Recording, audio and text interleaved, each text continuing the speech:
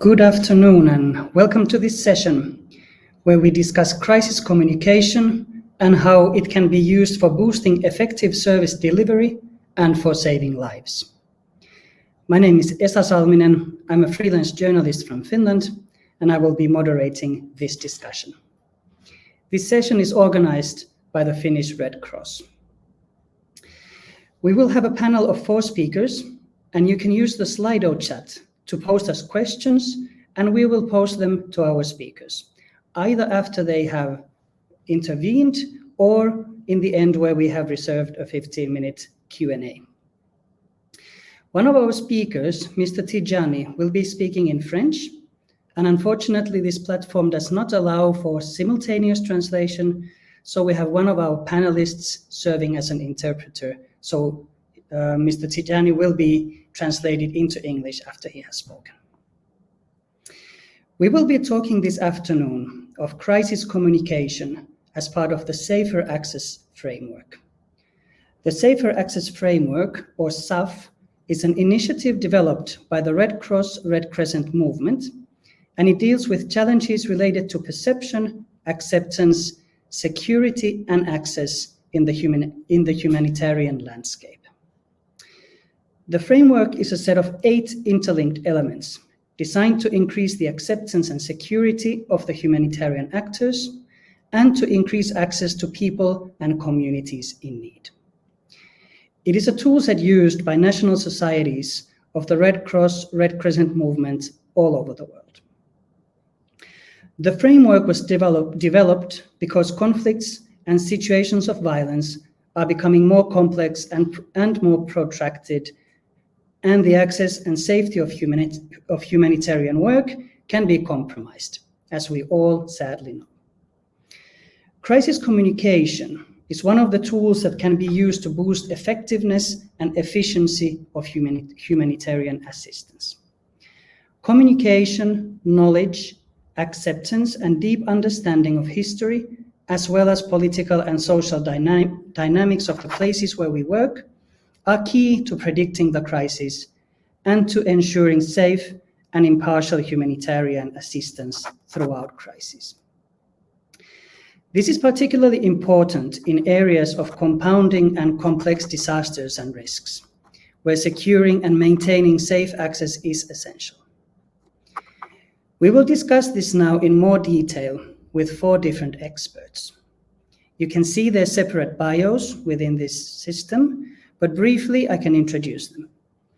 We are talking today with Mr. Adamu Amadou Tijani, the head of communications of the Niger Red Cross, and Ms. Katerina Bekorbi, Movement Cooperation Head of Sector for Americas from the International Committee of the Red Cross, or ICRC as it is commonly known.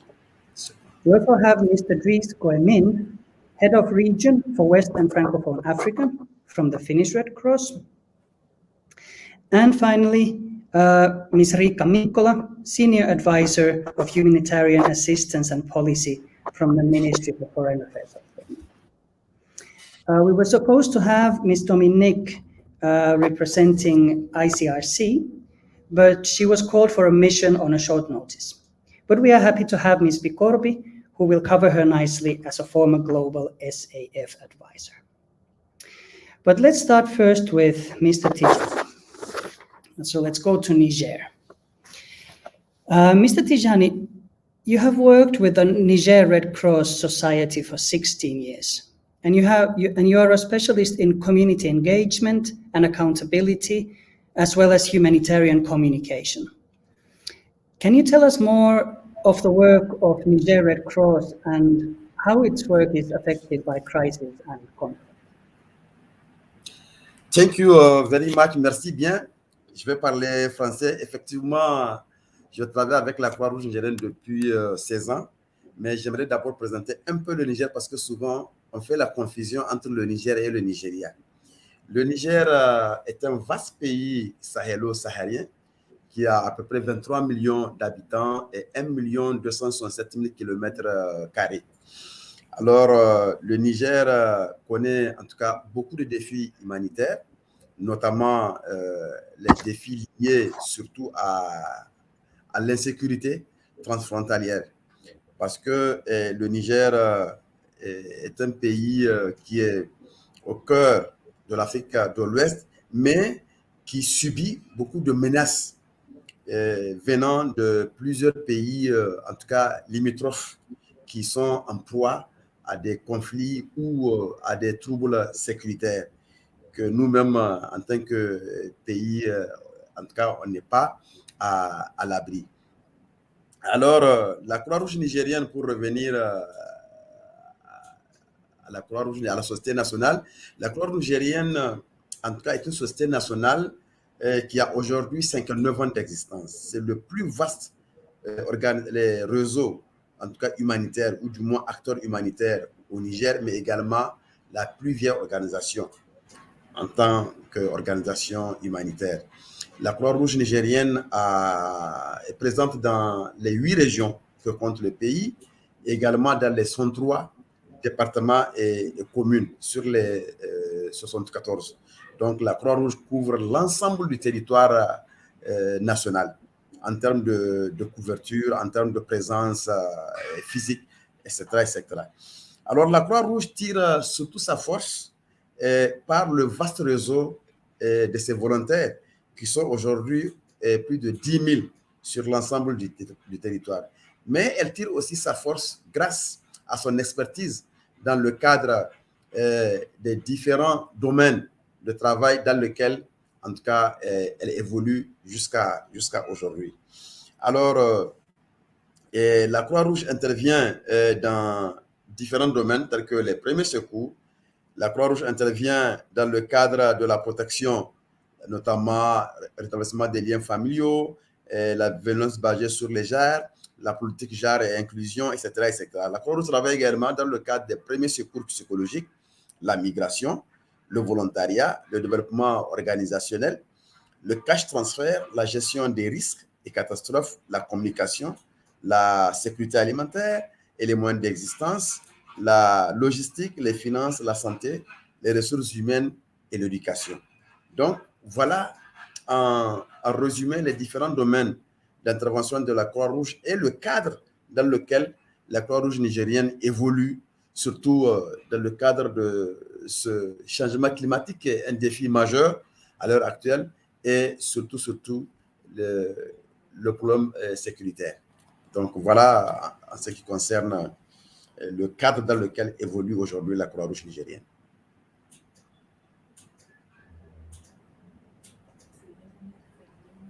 Thank you. Now we can have Dries translating. Yes, thank you. So, Mr. Tijani, first of all, wanted to state that we are talking about Niger and not Nigeria. Sometimes the two are confused. So, Niger, the country in the heart of West Africa, landlocked, vast area of land in the Sahel region with a population of about 23 million people, and at this moment, especially threatened by the cross-border insecurity that consists in the region. Then he talked a bit about the Niger Red Cross, which has been existing for 59 years, and it is the biggest and oldest humanitarian organization in the country. They are covering the 8 regions of the country, and they are present in 103 departments spread out over 63 regions, so they are able to cover the entire country. The biggest strength of the Niger Red Cross, as with many national societies, is its vast network of volunteers. They count over 10,000 active volunteers at this moment, and of course they have a long-standing expertise and know-how on the humanitarian needs and on how to address the humanitarian needs in the country. Mr. Tijani ended by saying that at this moment the biggest needs arise from the effects of climate change and of course from the massive insecurity in the country.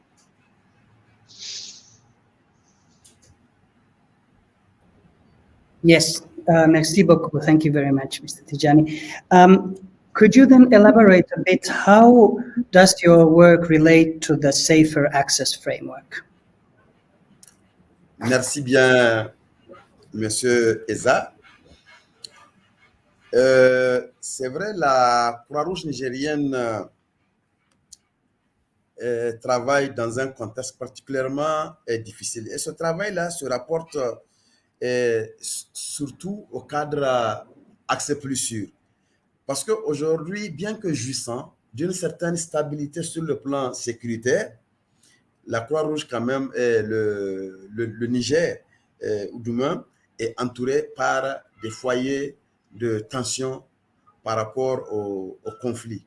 Il s'agit des troubles sécuritaires à la frontière avec le Mali, à la frontière avec le Nigeria, à la frontière avec le Burkina Faso, à la frontière avec la Libye, à la frontière également, surtout au niveau du lac Tchad. Parce que là aussi, tout le problème avait commencé à ce niveau.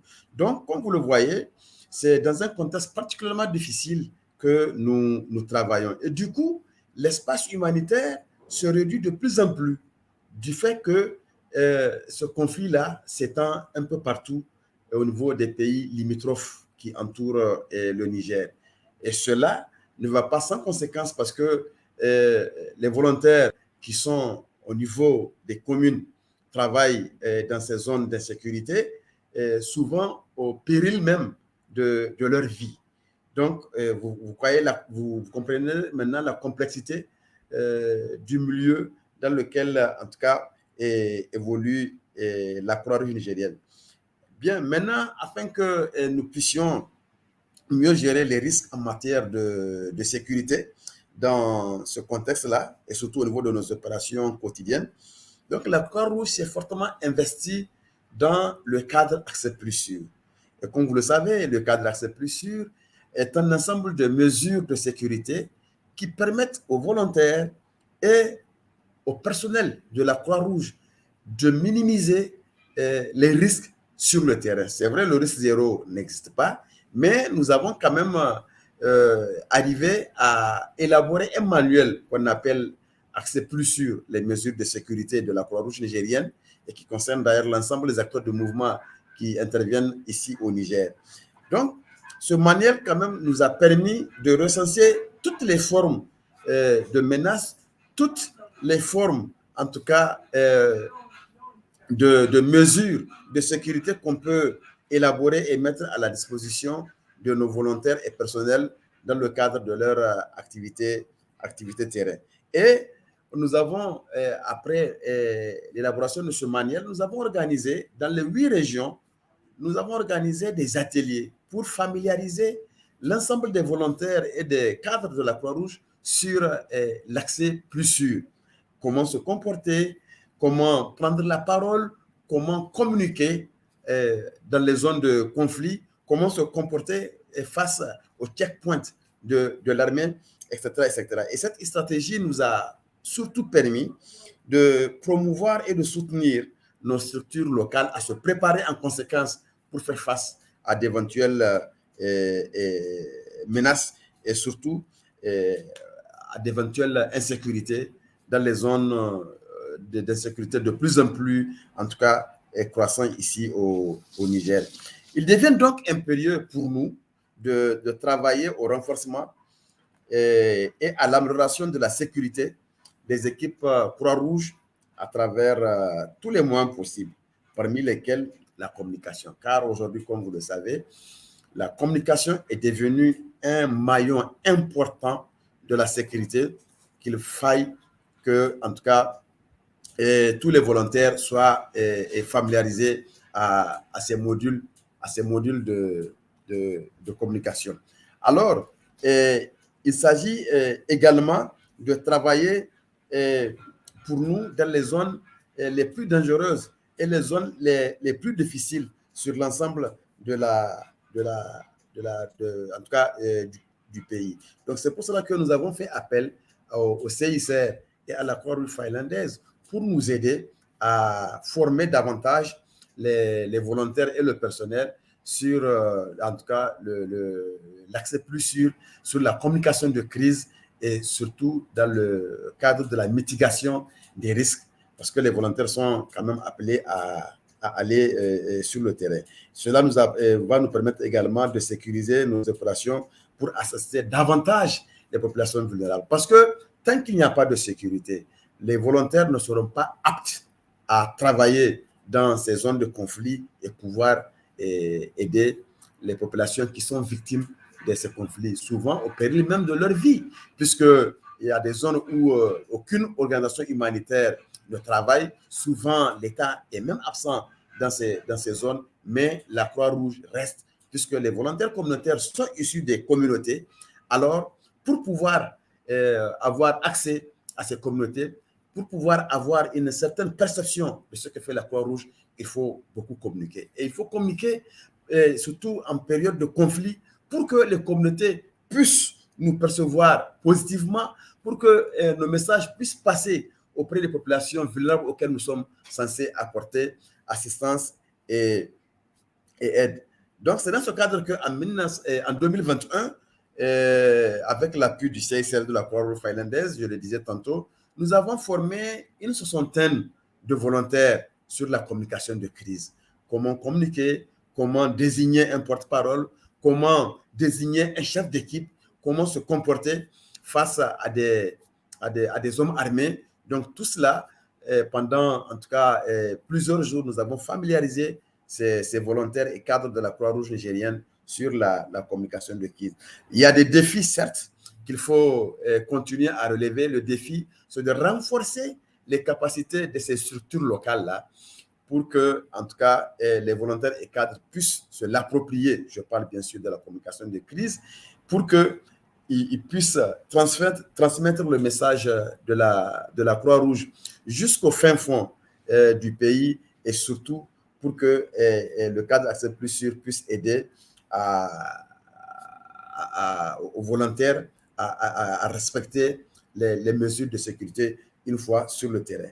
Donc, dans cette optique, nous allons continuer en 2022 avec toujours l'appui du CICR et également de la Croix-Rouge finlandaise, parce qu'il faut le dire, nous avons reçu au Niger l'année dernière une formatrice, Fragiska, qui nous a beaucoup aidé dans ce cadre-là. Les volontaires ont été sensibilisés et surtout familiarisés sur la communication digitale, la communication de crise et sur l'évaluation de la mise en œuvre de notre politique de sécurité depuis l'élaboration de notre manuel de sécurité. Donc, dans cette optique, nous allons poursuivre cette série de formations au niveau régional à travers des modules que nous allons leur fournir, mais surtout faire un état de lieu des progrès accomplis dans le cadre de l'APS et identifier les défis, identifier surtout les défis sécuritaires qui aujourd'hui peuvent se poser avec acuité à la Croix-Rouge nigérienne. Donc, l'un de l'autre, l'aspect sécuritaire, c'est vrai, a failli freiner nos activités, mais grâce à notre dynamisme, grâce au dynamisme en tout cas avéré de nos volontaires, nous avons continué le travail. C'est vrai que l'espace humanitaire se réduit de plus en plus, mais Dieu merci, nous avons des volontaires communautaires qui sont des communautés. Donc, cela nous a beaucoup aidé à faciliter notre travail en faveur des communautés les plus vulnérables auxquelles nous sommes censés apporter assistance et secours. Donc, voilà en résumé le travail de la Croix-Rouge qui se rapporte au cadre Accès Plus Sûr. Merci bien. Thank you, Mr. Tidiane. So Mr. Tidiane talked about, first of all, the context of the country. So the fact that it is, maybe the country itself knows a certain level of stability, but it is surrounded by countries with very big security issues, especially in the border regions of Mali, Burkina Faso, Libya, and the Lake Chad area. So that is the context in which they operate. It's a very difficult context, and the operational space, the space to actually reach the people that they, by their mandate, want and need to serve, is heavily reduced. They have volunteers that work in the dangerous zones. The volunteers are already there and stay there, but they are putting their life at risk, serving the people in need. So these risks need to be managed. So the Safer Access framework really looks at increasing the access, indeed, the safety the acceptance of the work of those volunteers in those communities. So that is basically why Mr. Tidiane said the Safer Access Framework approach has been applied in Niger, basically to manage the risks in the daily operations and to assure that there is access to the field and to the people in need. To that end, they have designed a manual for this, in which they map security risks and address some measures that can be taken to reduce those risks. They have then also done trainings with staff and volunteers on this. The trainings focus a lot on how to behave, how to communicate, who should be the one speaking to, for instance, armed people, who should speak to checkpoints, and in what way do you communicate, how do you make what you are doing visible to the communities, but also to the armed groups, so that they would allow you to continue your work.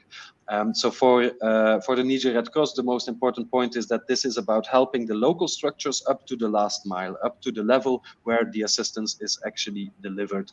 And so within the framework of assuring security and well-being for their staff and volunteers, communication is a very big aspect in this, especially in the most difficult areas. So it is to that end that they partnered up with the Finnish Red Cross, with the ICRC, and they started to do the analysis and then provide trainings to increase the security management and the security and safety of the volunteers. It's clear that without this security, there is no service delivery. Even if the volunteers are already at the spot, if they cannot in a safe and secure way do their actions, then there is no access to the population in need. And actually in many regions in Niger, Mr. Tidiane said, the Red Cross is the only humanitarian actor who still has some access. Even the local authorities are not present there. And to assure that this access continues to exist, they need to continue to communicate on what they are doing. So in 2021, they started with training 60 volunteers on how to deal with all these things. They still, for sure, need to further increase the capacities of other volunteers and branches. And again, he emphasized the importance to build that capacity up until the last mile, up until the people who are actually in the field delivering the assistance. And so also in 2022, with the continued support from both partners and with technical support by an expert who provides peer-to-peer technical advice and training, they will continue to do this capacity building, and they will also engage in an evaluation to identify whether there are still gaps that need to be addressed and what the impact is of these kind of engagements and trainings. So he ended by saying that while the operational space for humanitarian action is heavily reduced, the Safer Access Framework and active communication actually tries to open it up again and make sure that the humanitarian assistance can be delivered to those who are in need by the people who are already there. Merci, Monsieur Tidiane. Merci. Thank you very much. It's very good to start from the local level, and now we can turn to the ICRC and the global perspective. For the audience, remember the Slido chat. You can pose us questions, and then we will ask our experts those. So let's go to ICRC and Ms. Pecorbi. Can you give us the ICRC's global perspective on the Safer Access Framework?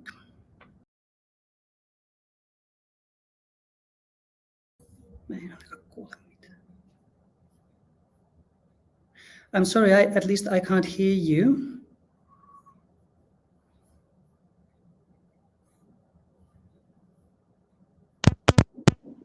Can you hear me now? Yes, we can hear you now.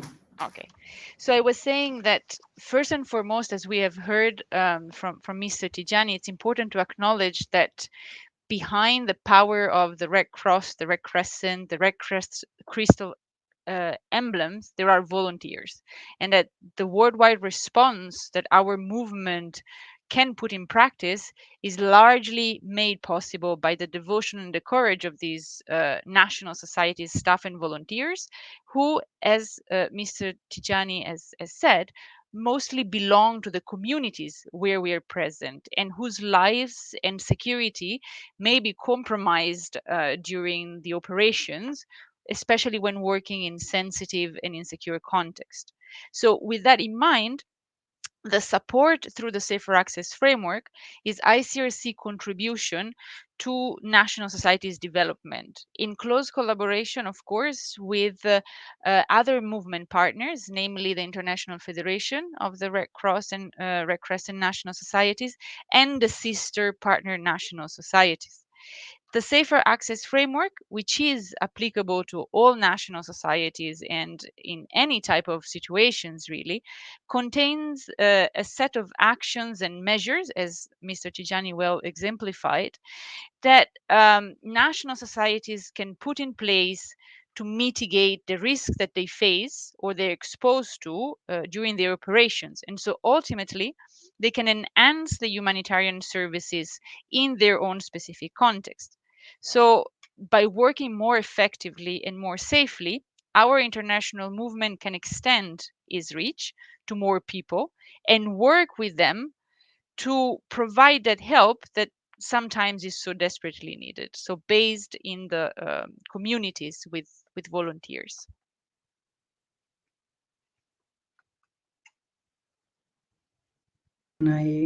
Yes, thank you very much. You worked previously as Safer Access Global Advisor, and you supported the implementation of the SAF in the African continent. How is the Safer Access framework being implemented in the Africa region? Well, so the regional context, especially when it comes to humanitarian action, is really evolving rapidly. And over the years, African national societies have been constantly faced with challenges and responding to various situations, from armed conflict to violence, internal disturbances, protracted crisis, natural disasters, epidemics, and as we all know, pandemics. Um, and again, they have been facing different levels of challenges. ICRC has numerous operations in Africa, and we work closely with national societies as our primary partners. Therefore, rooted in the 7 fundamental principles of the movement: impartiality, neutrality, independence, voluntary services, unity, and universality, the application of the 8 elements of the framework supports the national societies in complementary preparedness action, in active confidence building and acceptance building measures that are part of national societies' operational security risk management, meaning having strategies to mitigate the risks and obtain that acceptance and that consent to their presence, their mandate, their work in the communities.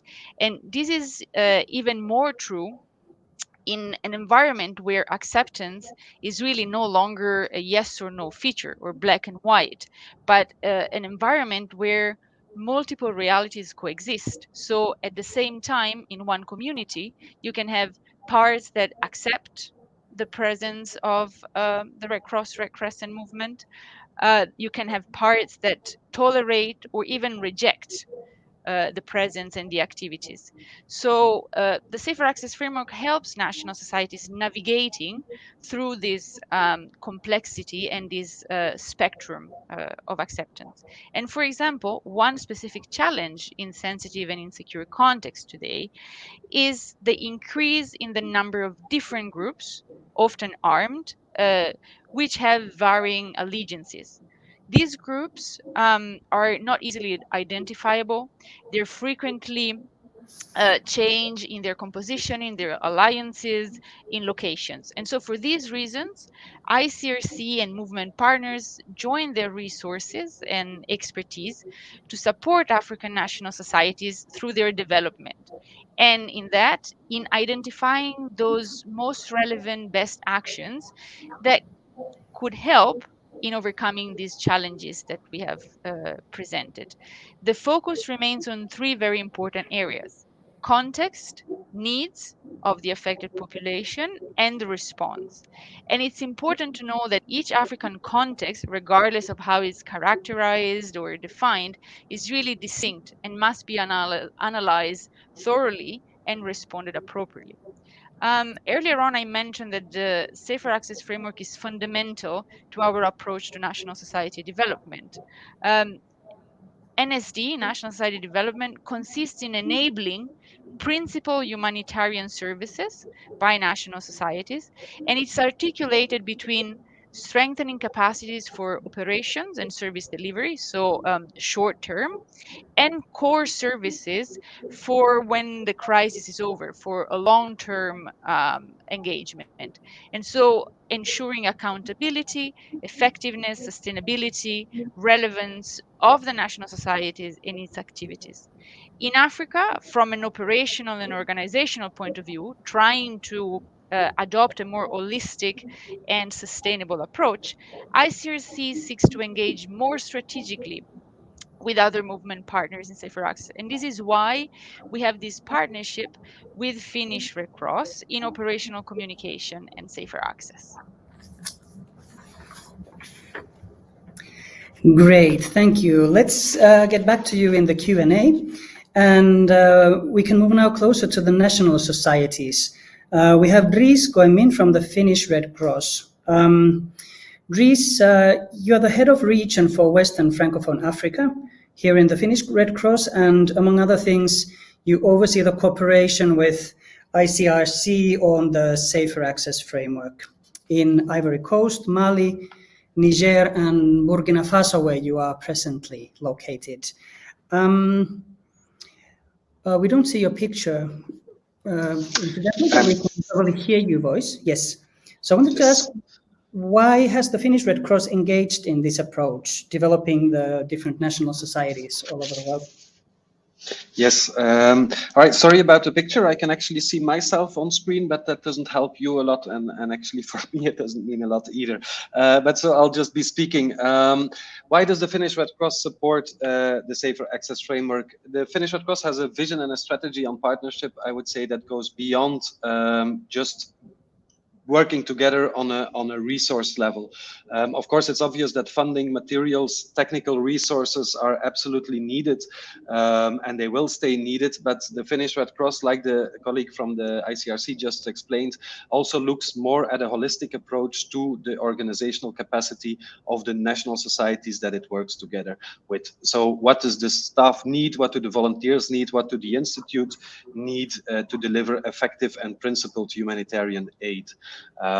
So we want to support the operations and the institute, and indeed this is what we call in the Red Cross movement the NSD, the National Society Development, with the aim of assuring that our partners have everything they need to deliver the services that they want to deliver as per their mandate.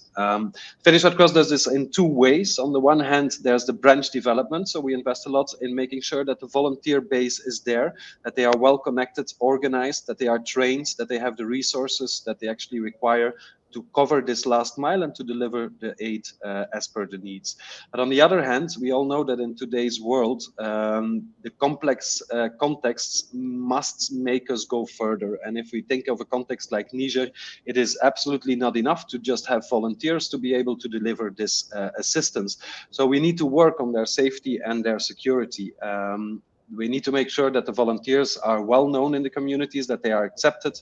And for that, we have the Safer Access Framework, assuring so the access, the acceptance, and the security of the volunteers involved. We are doing this because we think that it is really an active contribution to effective service delivery, and because it contributes to the organizational responsibility of a duty of care and a responsibility for the well-being of their staff and volunteers. Why did we then choose communications? Because the Finnish Red Cross has a long-term experience and expertise in this area. We have a lot of resources that are related to communications that can cover both the operations, but also the capacity building of our partner national society. So we have a pool of experts that are ready to be deployed to cover and to assist with communications in operations directly, but we also have experts who can be deployed to facilitate trainings and peer-to-peer learning and to guide our partners. So that's why basically we decided to focus on operational communications as the aspect within the broader Safer Access Framework, and within that we decided to focus on crisis communications and social media. We know that the context is polarized, that communication is extremely polarized in a lot of contexts. There's a lot of misinformation, falsehoods out there, and that of course is harmful not just to the people in need that we are trying to serve, but also to the volunteers themselves who are actually doing this. So that is why we partnered up with ICRC. ICRC is let's say, the guardian of the Safer Access Framework. And so this cooperation with them is a part of a broader cooperation, part of a global partnership that exists between the Finnish Red Cross and the ICRC, in which we support each other in the terms of funding, human resources, operation support, and also programmatic support, like on the SAF framework. Yeah. Thank you. Yes, thank you very much. And if we look into the future, how would you like to develop crisis communication capabilities in the sort of short term, years to come? That would be on two hands. On the one hand, we will specialize further. We have been doing a pilot on this for 2 years, and we have learned that it's clear that crisis communications and social media management is key to all the partner national societies we work with, especially in a complex and conflict environment. So we want to further specialize within those two topics and make sure that all the tools are there, that the trainings are up to date and highly effective.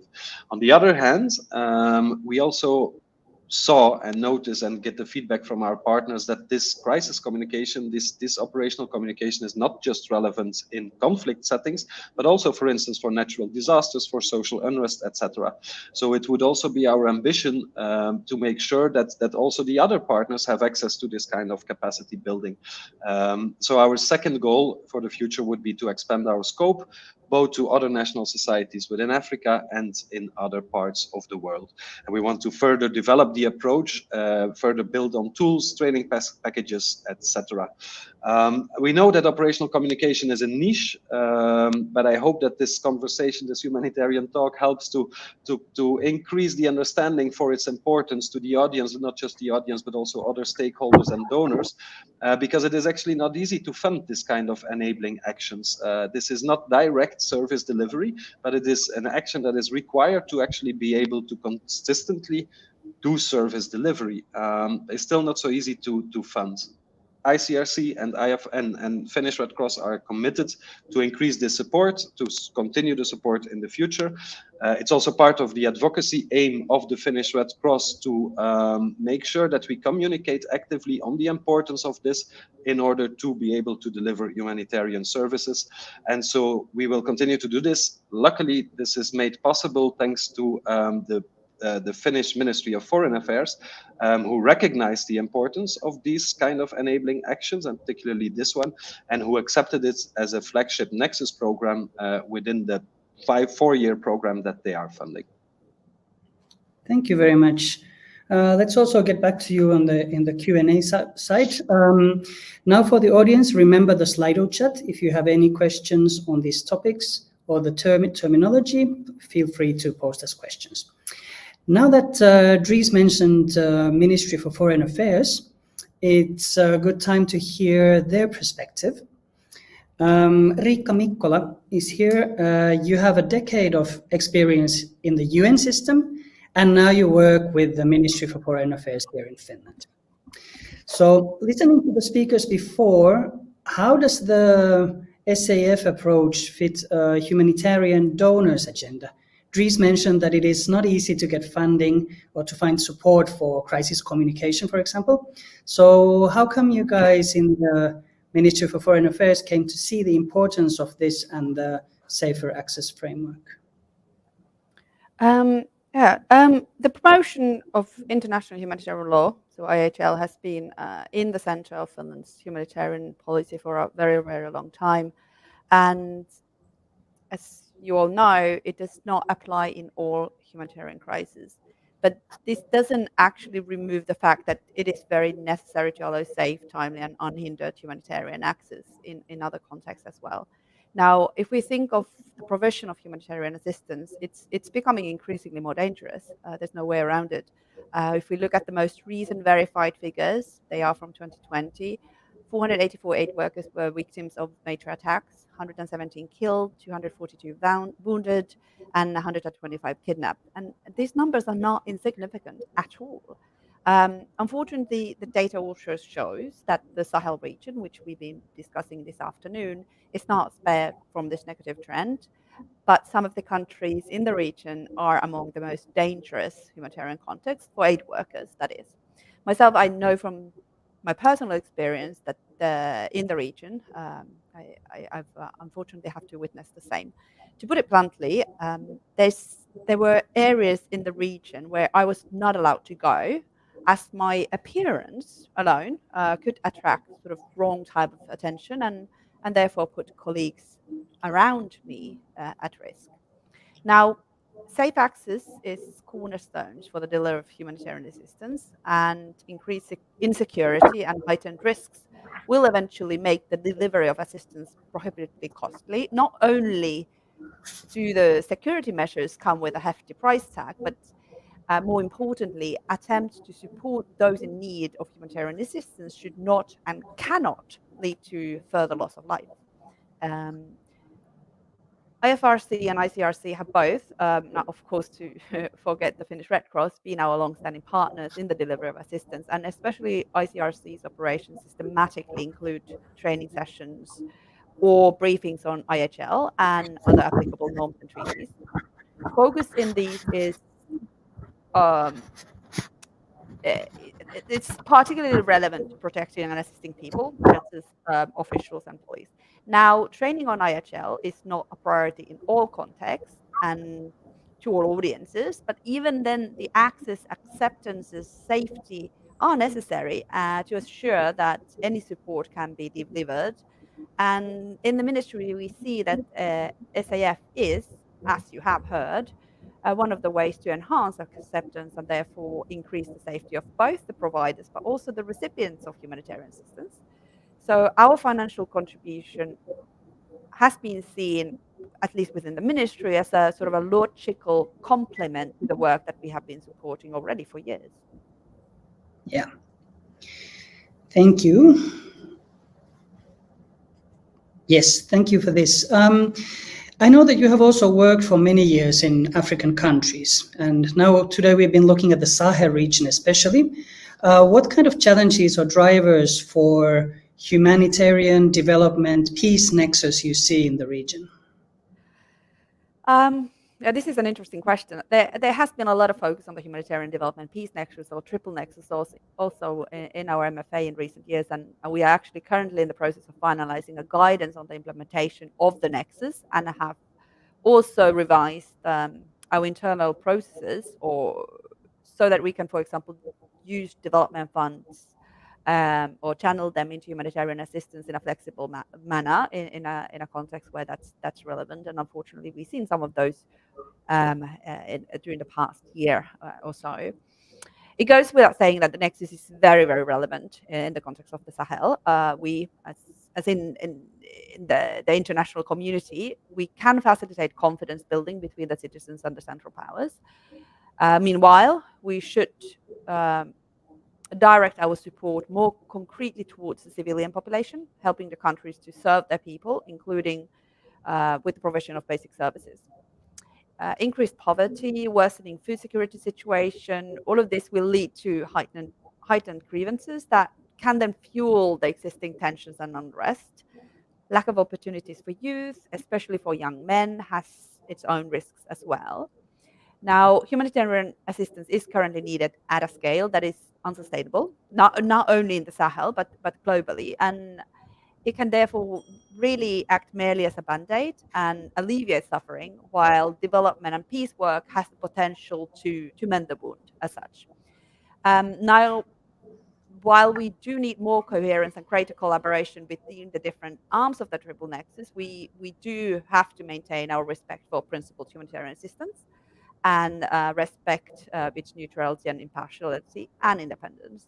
And just to conclude, Finland is in the process of opening a representation in Senegal, and we of course see this also as an opportunity for us to enhance cooperation in the region. Thank you very much. Now we have time for questions from the audience. I can remind you that you can post them through the Slido chat that is open for your questions or comments on these subjects. I obviously have many questions, so since we are waiting still for the audience to come, I could ask, we can start with Katerina and the ICRC. I wanted to ask you, from the global sort of point of view, why is crisis communication so important?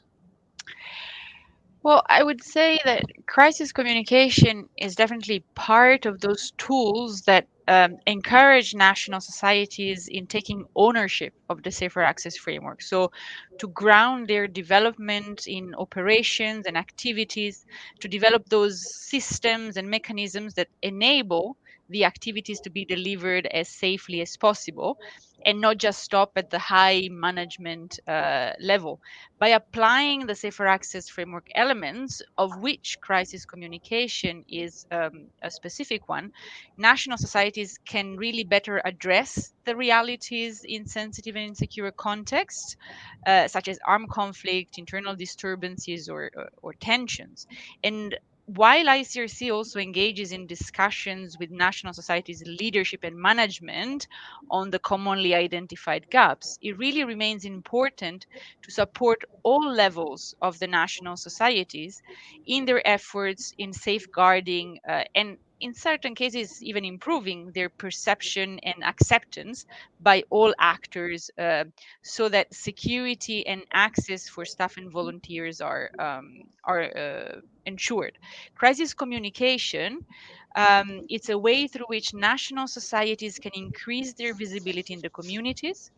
They can promote their humanitarian action and impact on the life of affected people, and it enhances the national society capacity to better communicate on the principles, on the mandate, but finally also help national society to establish a proper system to prevent and manage crisis, to save lives both of volunteers working on acceptance and perception, and of the affected population, because it serves to negotiate access for humanitarian action. Yes, very good. Thank you. And maybe then we could ask Mr. Tijani from Niger,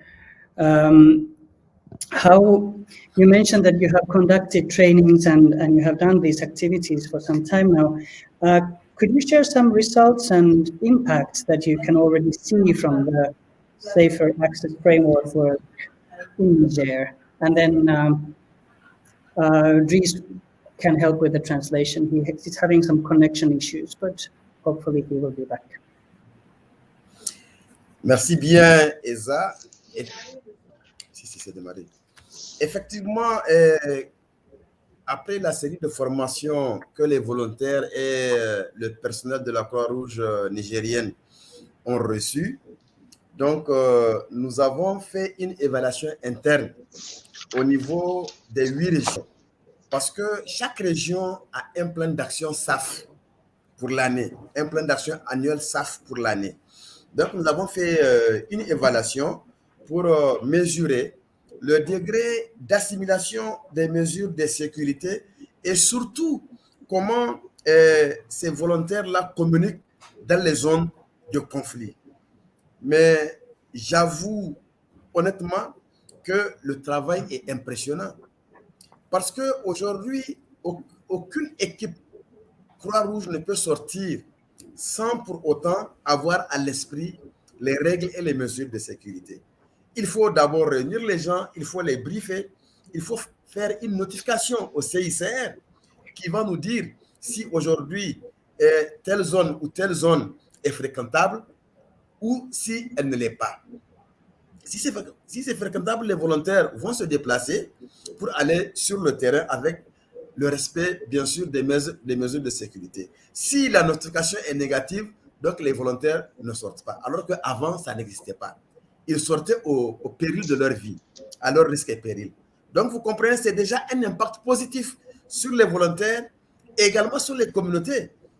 Parce que le plus souvent, quand les volontaires vont sur le terrain, ils sont avec les communautés. Imaginez-vous si un conflit éclate, souvent il y a même des mauvaises langues qui peuvent même dire que les volontaires sont venus avec le malheur. Bon, c'est une façon de parler. Mais c'est pour dire qu'aujourd'hui, tous ces risques-là sont minimisés avec le respect des mesures et des règles de sécurité. Mais la formation seule ne suffit pas à sécuriser ces volontaires-là. Il faut d'abord renforcer leur capacité au niveau de l'accès plus sûr et surtout, il faut renforcer leur capacité au niveau de la communication de crise. Mais l'un de l'autre, on constate qu'il y a eu une évolution très significative au niveau de l'impact de l'accès plus sûr et la communication de crise sur les volontaires et sur les structures locales. Thank you, Mr. Tijani. So what was said is that after the training, there was an evaluation done because each region had actually designed an action plan to turn now what they had been learning into practice. And so they went back to measure actually how these learnings have been applied in practice, how it has changed the way they behave and how it has changed the way they communicate. And Mr. Tijani said that the results are actually very positive, that there is a very clear change in the way of working for the volunteers already now.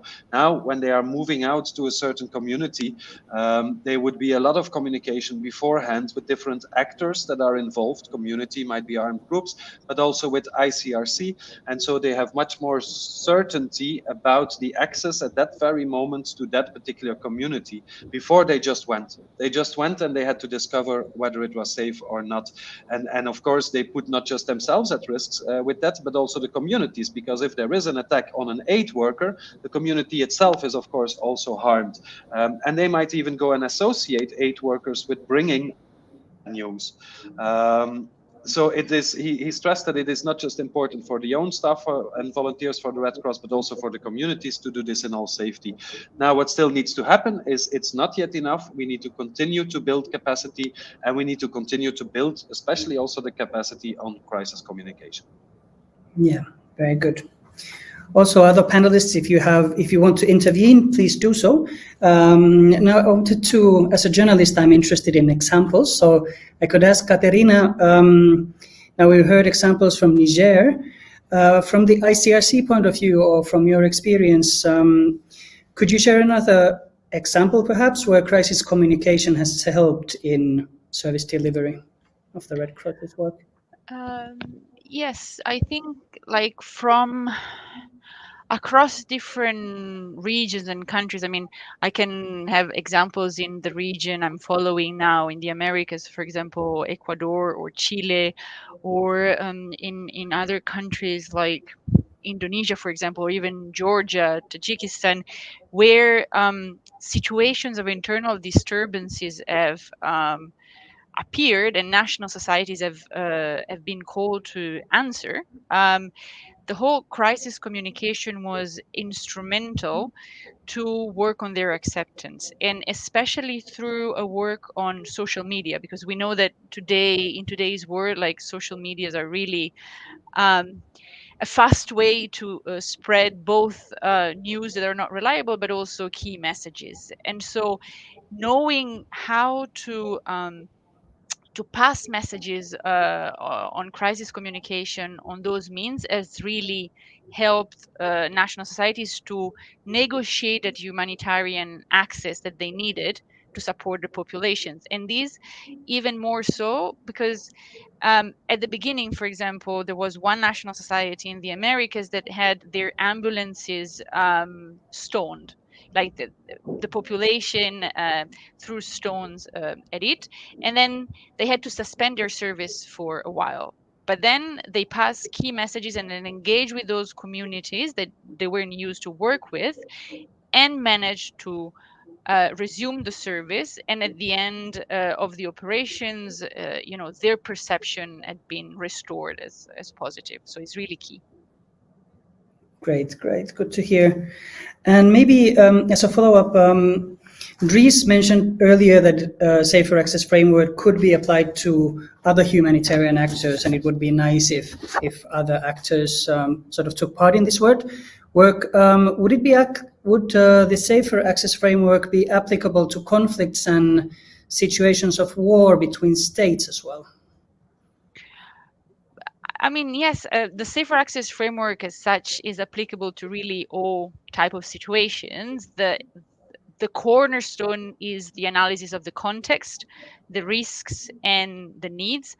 And then the different measures that are contained in the framework can be adopted and adapted by the national society. So we have heard Mr. Tijani saying that part of their training to volunteers was negotiating a checkpoint or how to discuss with the military. So this is definitely applicable in context of international armed conflict, both in preparedness and response phase. Yeah, great. Maybe then I could turn to Riikka and the Ministry of Foreign Affairs. We talked about the triple nexus, which is a bit of a buzzword at the moment, and it's a very interesting topic. Do you envision that investments in these kind of programs and approaches focusing on enabling principled humanitarian action with dissemination, training, communication, could they be scaled up further? And are there certain countries in the region that would be of special interest to the Ministry for Foreign Affairs, and are there any concerns with this approach? Sorry, many questions, but go ahead. Yeah, kind of. I think, unfortunately, I would say there are quite a few countries within the region where this is very relevant. We've all seen the news from Mali, Niger, Burkina Faso, Nigeria, Chad. So it is unfortunately relevant, and I would almost argue that it's relevant all over, because even in contexts where we currently have safe access, we should not rely on a status quo, because that can change. We are seeing an increase, unprecedented increase in humanitarian needs. The gap between resources and needs is widening, and that of course puts us all under a lot of pressure. We are in the process of taking funding decisions for this year, so I wouldn't at this stage be in a position to comment sort of on to what extent we might be able to give resources to a certain context within the Sahel. But we are following the situation extremely closely, and most recently have had discussions with World Food Programme regarding in relation to food security situation station there. Scaling up this, I would say communication and capacity building are included in all the projects that Finland is supporting from humanitarian budgets. So we do see this absolutely crucial. And when you look at local, the nexus, the other buzzword currently is localization, and there we also it was mentioned that sort of the presence of aid workers, how is that perceived? Could that put local actors in jeopardy? It's not local actors only in terms of those benefiting from assistance, but it's also those delivering that assistance on being present prior, during, and after a crisis. So that's definitely also another area that we have to be very mindful of. And here, I mean, we need to also learn from the local actors. So when we speak crisis communication, the context analysis that Katarina mentioned, that understanding the context, the local actors have a valuable role to play. Of course, in the Red Cross movement, we get that through the national societies, which is highly appreciated, of course, and complementary, something that we all can learn from. Yeah, thank you very much. We are getting to the end of our time. We have about a minute and a half left or something like that. So it's time to thank you our panelists and the audience. I hope it has been an inspiring 1 hour on Safer Access Framework, and hopefully some other actors will will see the value of it also in localization and ensuring safer access. So now it's time to wish an enjoyable forum and a very inspiring evening to you all. Thank you very much here from the Finnish Red Cross. Thank you.